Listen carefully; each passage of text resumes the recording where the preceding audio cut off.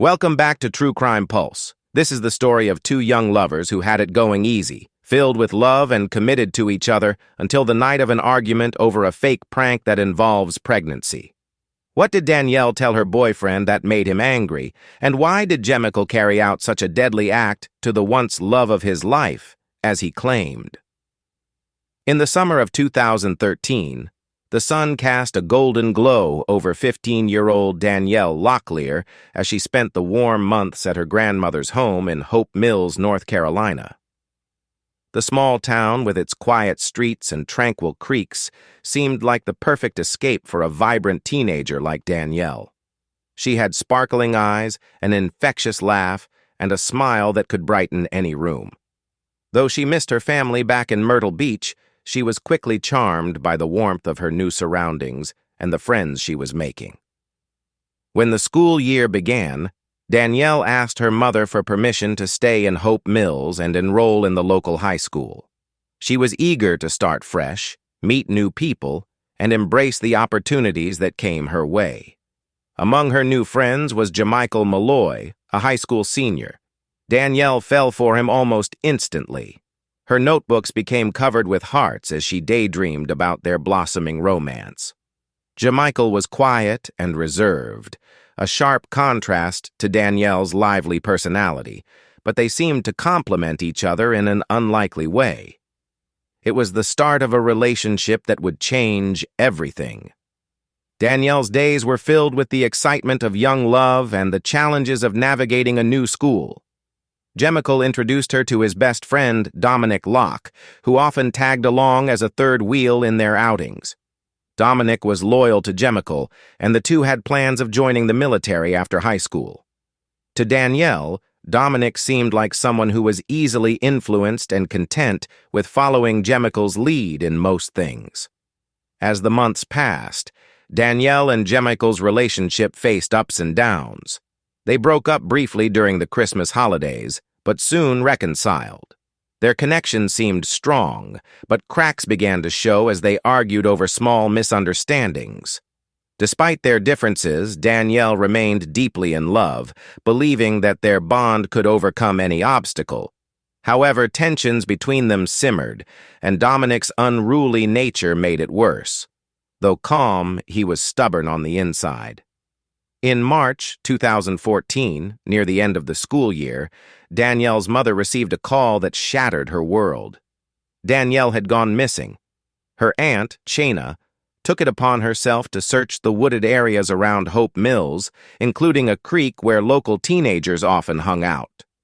As Chana ventured deeper into the dense brush, she came across eerie signs. The word "help" scratched into the dirt, and a single sock rolled as if it had slipped from someone's foot. Despite these clues, there was no sign of Danielle. She alerted some friends and families in the neighborhood, and they all went looking for her, but they couldn't find her.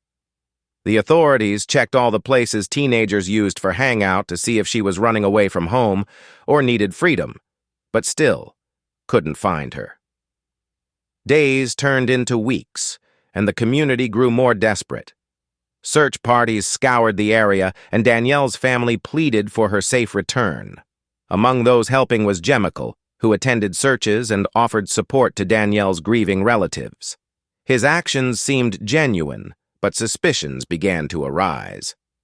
The police, feeling the urgency of the case, called in the FBI to assist. The creek, with its muddy waters and hidden trails, held its secrets tightly. After 23 agonizing days, a detective driving across a bridge near the creek noticed something unusual in the water. It looked like a body floating. He stopped to take a look and discovered it was the remains of a human being. When he moved closer, he found a female body, and with notice of Danielle over town, he thought this might just be the girl they had all been looking for.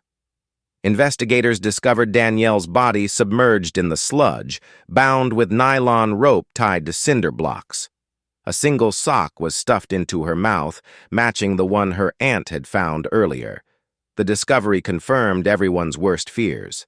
Danielle had been murdered. the police decided to invite some close friends and family to get details about her last days on Earth. Her aunt told the detectives she was always with her boyfriend. He seemed calm and smart, but the detectives knew better, and they were going to bring everyone close to the victim for questioning. The investigation turned its focus to Jemical. Police executed a search warrant at his home, where they found rope matching the one used to bind Danielle and cinder blocks identical to those tied to her body. They also recovered Danielle's cell phone, discarded on a nearby highway. A voicemail on the phone revealed a chilling threat from Jemical, recorded during an argument. Under police interrogation, Jemical confessed to the murder, and Dominic admitted to helping him move Danielle's body. Jemical revealed that the murder stemmed from an argument with Danielle. She had told him she was pregnant, a claim that turned out to be false. In a fit of rage, Jemical attacked Danielle and strangled her. Dominic, standing nearby, assisted in disposing of her body, following Jemical's lead. Their actions were deliberate and cold, culminating in the tragic end of a vibrant young life. Jemical was sentenced to 25 years in prison for second-degree murder, while Dominic received a sentence of 6 to 8 years for being an accessory. For Danielle's family, the pain was immeasurable. They were left to grapple with the senseless loss of a daughter, granddaughter, and niece whose laughter once filled their lives. Danielle's story became a haunting reminder of how love, jealousy, and anger can intersect in devastating ways. Though justice was served, the memories of her bright smile and kind heart remained etched in the minds of those who loved her. Her family carried on, cherishing her memory and hoping that others would learn from the tragedy that unfolded in the shadows of Hope Mills.